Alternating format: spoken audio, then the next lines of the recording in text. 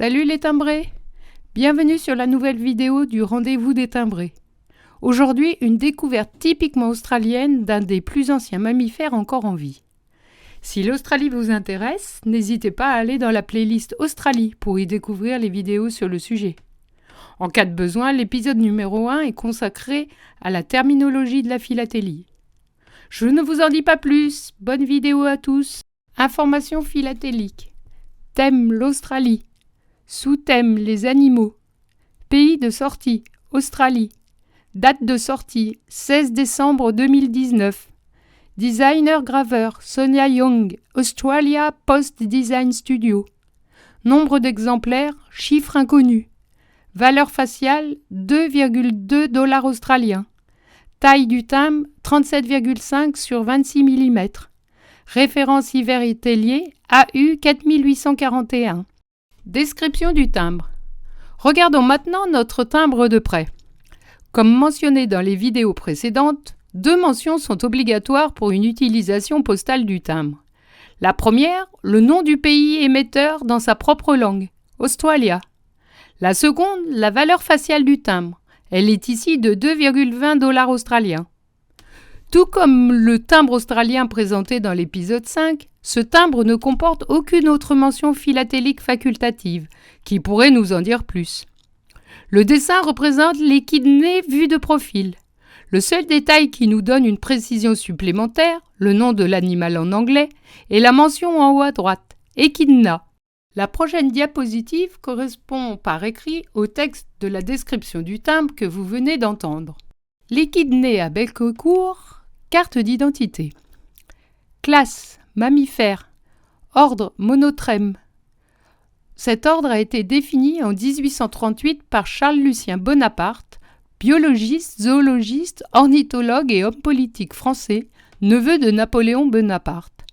Famille Tachyglossidae ou Tachyglossidae en français. Nom scientifique Tachyglossus aculeatus. Taille. Ils mesurent entre 30 et 53 cm. Malgré leur apparence semblable, le mâle est 25% plus grand que la femelle. Poids, entre 2 et 7 kg. Durée de vie moyenne, 16 ans à l'état sauvage. Plus longtemps en captivité. Géographie. L'échidné à bec court se trouve dans toute l'Australie, des montagnes enneigées au désert. Son histoire. L'échidné à bec court a été décrit pour la première fois en 1792 par George Kingsley Shaw, botaniste britannique. Il lui donna un nom en l'associant aux fourmiliers sud-américains. Depuis cette première dénomination, son nom a connu 4 révisions pour en arriver à son nom actuel. Ses caractéristiques. La première caractéristique est la ponte d'œufs. Les échidnés et plus largement les monotrèmes sont les seuls mammifères ovipares. L'œuf est volumineux avec une coquille mince. L'allaitement des petits est la deuxième caractéristique. Le lait est produit par les glandes mammaires et sécrété par les pores de la peau. Le corps est recouvert de poils. Ils sont de 2 types. Un manteau de poils courts qui isole les animaux des conditions climatiques extrêmes et des poils plus longs, ceux que l'on voit comme des piquants. Ils sont pointus mais creux, composés de kératine, la matière de nos ongles. Sa température corporelle se situe entre 31 et 32 degrés, soit 5 à 8 degrés de moins que les autres mammifères. Leur système urinaire de défécation et de reproduction passe par un canal unique, le cloaque. L'échidné hiberne.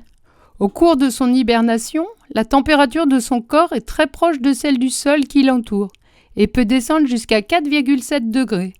Son rythme cardiaque peut descendre jusqu'à 4 battements à la minute. L'échidné a un visage minuscule avec de petits yeux. Il a donc une faible vue, mais compense en ayant des excellents ouïs et odorat. Quelques informations supplémentaires sur la reproduction.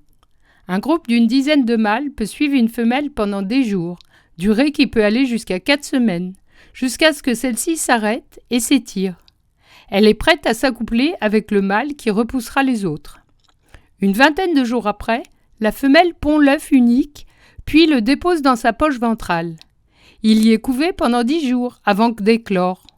Sorti de l'œuf, Le petit grandit dans la poche, où il reste de 6 à 8 semaines. La mère creuse ensuite un terrier dans lequel le petit continue à grandir. La couleur de l'équidné. La couleur varie selon la situation géographique.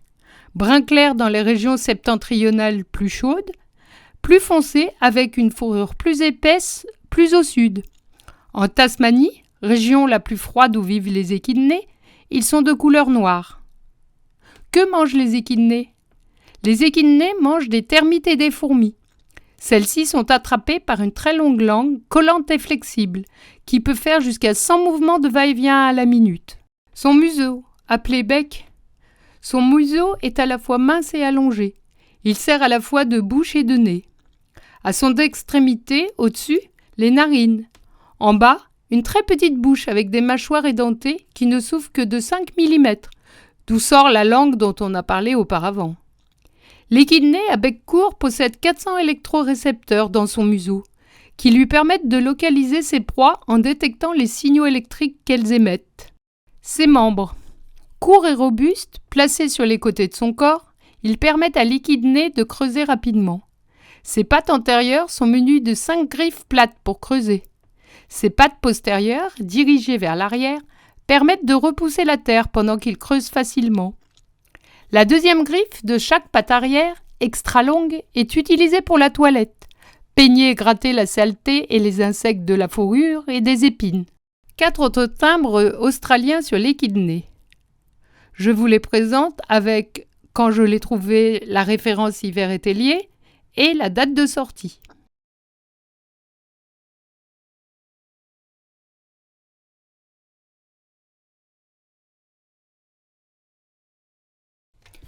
Pour finir, une question qui, si elle n'a pas de rapport direct avec la philatélie, en a un avec notre sujet. Connaissez-vous l'équidné le plus célèbre du monde ? Si vous avez une idée de la réponse, n'hésitez pas à me la donner en commentaire. Je n'ai pas besoin de le présenter aux amateurs de jeux vidéo. Pour les autres, voici 2 versions de Knuckles, personnage de la saga de Sega Sonic. Sonic est un hérisson bleu, Knuckles un équidné rouge. Cette nouvelle vidéo est désormais terminée. Merci de l'avoir regardée jusqu'au bout. Vous l'avez peut-être constaté quand vous démarrez ma vidéo, vous pouvez soit la regarder, soit l'écouter, soit faire les deux. L'idée est que, où que vous soyez, vous puissiez. Si cette vidéo vous a plu, n'hésitez pas à vous abonner si ce n'est pas déjà fait, à cliquer sur la cloche pour être notifié des prochaines vidéos, à cliquer sur le petit pouce vers le haut et à laisser un commentaire. À très vite pour le prochain épisode.